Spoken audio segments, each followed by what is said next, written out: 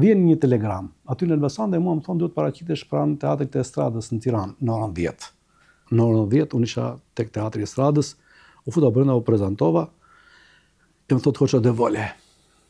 Hajde më, ti ai i Arqiles, para të shikojmë çfarë talent jeti, gjithmonë me atë ndjenje që çfarë do jetë ky, kuptohet. Por kuptohet që ishte momenti i prezantimit talenteve të reja te koncerti bashkë me ju. Fillova nga ato, një reagim shumë i mirë i tyre, bravo, tha, shumë mirë do jesh. Shfaqja është nesër, pra ishte e hënë. Shfaqja është nesër, të martën, në orën 5 në Pallatin e Sportit Partizani, sot Aslan Rusi. Unë nuk e di nëse kam fjetur atë natë. Emocionet ishin të jashtëzakonshme. Dhe dola tek rrugë e Durrësit dhe fillova të ecja në këmbë në drejtim të Pallatit të Sportit. Po shumë njifte mua, s'bej fjalë, shikoja njerëzit që të gjithë këta po shkojnë te Pallati i Sportit do më shikojnë mua.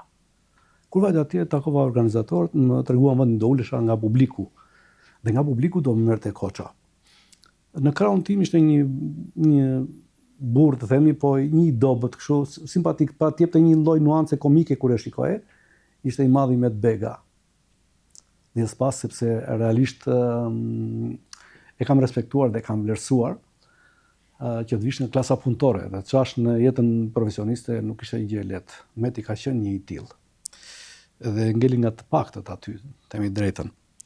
Në një moment koça siç e kishte mikrofonin, ngjitet në shkallë dhe vjen aty dhe thotë tani do të prezantoj me një djalosh këtu, si quhesh? Agronllake. Nga vjen, tha, nga Malia. Çfarë punë bën? Minator. Çfarë do përshtit? Tash kam një buqet humoristike kështu me imitime me këngëtar. Po të provojmë. Edhe më fton të dalë në skenë, ishte në lloj rombi. Siç ishin ato qilimat që me rombe, kështu ishte edhe skena.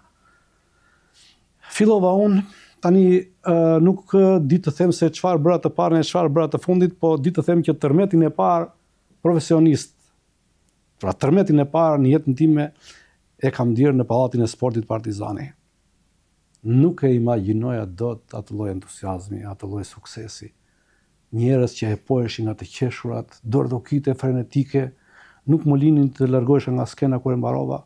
Koço de Vole thoshte bravo Agronllakaj, edhe unë s'dija se nga që isha rrotulluar në skenë, nuk dija nga cila faqe e Pallatit Sportit kisha dalë në skenë, sepse në 2 krahat edhe bravo e pa, e kuptoj koço që unë s'po isha hutuar. Bravo Agronllaka, Agronllaka. Më tregoi rrugën nga do shkoja. Këtu mbaroi interpretimi.